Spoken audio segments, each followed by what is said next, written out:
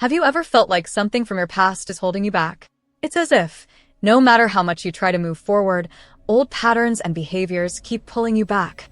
What if I told you that many of the habits and beliefs that shape your decisions today are rooted in your childhood? You might think your childhood is long behind you, but those early experiences still have a hold, shaping the choices you make every day. In this video, we're going to uncover how childhood stories, labels, and unspoken family expectations secretly influence your life, and, more importantly, how you can break free from them. By the end of this video, you'll know how to rewrite your childhood narrative, break invisible contracts, and turn old wounds into your superpower. So, if you're ready to take control and stop letting your childhood define your future, hit that like button, subscribe to the channel, and let's get started. Rewriting the narrative of your childhood. We all have a story about our childhood. Maybe you were the quiet one, the troublemaker, or the one expected to be perfect. These stories are more powerful than you think. They shape your beliefs, your relationships, and your career choices. But here's the thing, your childhood story doesn't have to be the script for the rest of your life. Many people get stuck in the idea that their past defines their future. If you were told that you were too shy or not good enough, you may still carry those beliefs with you today. But what if you could rewrite that story? What if your past wasn't a limitation but a starting point? Start by identifying the dominant themes in your childhood story. What's the story you've been telling yourself about who you are? Write it down. Now look at it carefully. Is this story helping you or holding you back? Try reframing it. Instead of, "I was never good enough," rewrite it as, "I overcame challenges and grew stronger."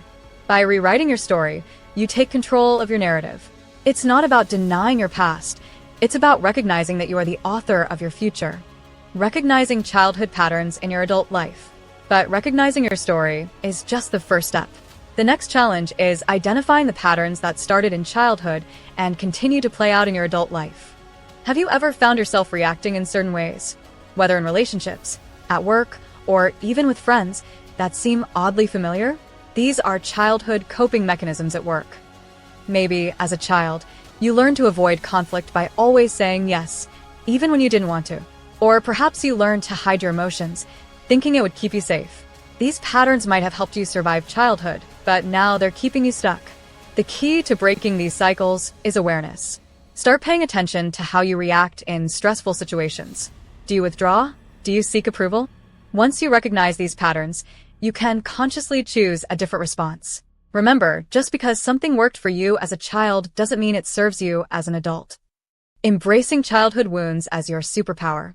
Here's the surprising truth. The very experiences that hurt you as a child could become your greatest sources of strength.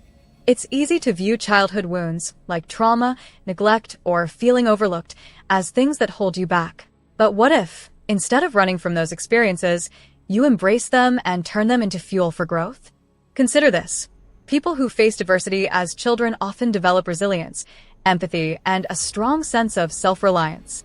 These aren't just survival mechanisms. They're valuable skills that can serve you throughout your life. Think about public figures like Oprah Winfrey or J.K. Rowling. Both faced significant challenges in their childhoods, from poverty to emotional abuse. Yet, instead of letting those experiences define them in a negative way, they used them as fuel to create something extraordinary.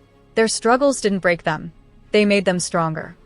So, ask yourself, what have your childhood experiences taught you? Maybe you learned to be independent, to understand other people's emotions, or to persevere in the face of adversity. These are your superpowers, and embracing them can give you an edge in both your personal and professional life. The key isn't to deny your childhood wounds, but to recognize the strengths they've given you. What did you learn from those difficult times? How have they shaped you in ways that make you more capable today? By turning your wounds into your superpower, you transform what once held you back into the very thing that propels you forward. The invisible contracts that hold you back. Now, let's talk about something that's less obvious, but just as powerful: family expectations. Often, we don't realize how deeply we're influenced by the invisible contracts we've made with our families. These aren't written agreements, but rather unspoken rules about who we're supposed to be, what we're supposed to achieve, and how we should behave. For instance, maybe you were always the responsible one in your family, the one who took care of everyone else. Or perhaps you were the golden child, expected to achieve great things and never show weakness. These roles can feel comforting because they provide a sense of identity, but they can also be suffocating. The problem is, these expectations often limit us without us realizing it. We make decisions based on what we think will please our families rather than what truly makes us happy. We fear disappointing our parents or siblings, so we stay in careers or relationships that don't fulfill us.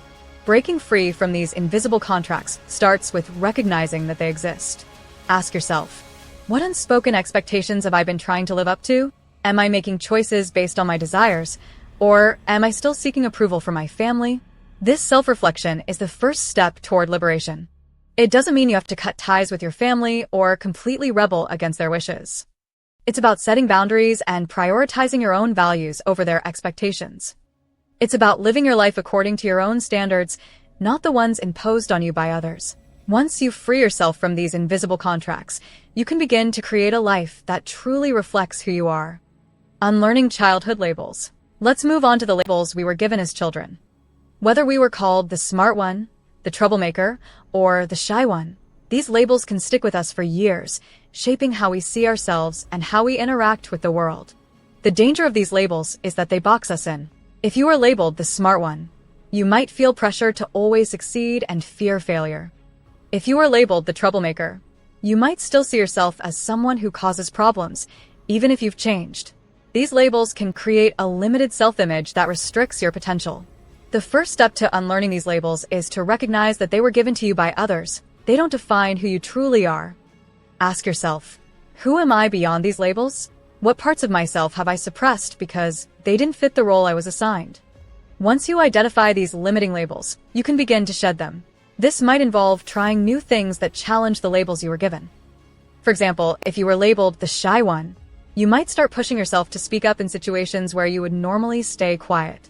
If you were labeled the troublemaker, you might work on cultivating a more positive self-image and recognizing the value you bring to your relationships and community.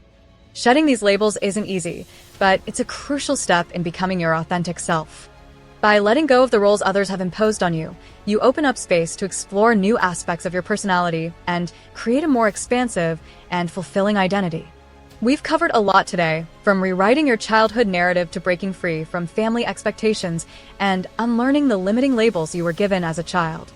Each of these steps is a powerful tool for freeing yourself from the grip of the past and creating a future that's truly yours. The most important thing to remember is this: you are not defined by your childhood.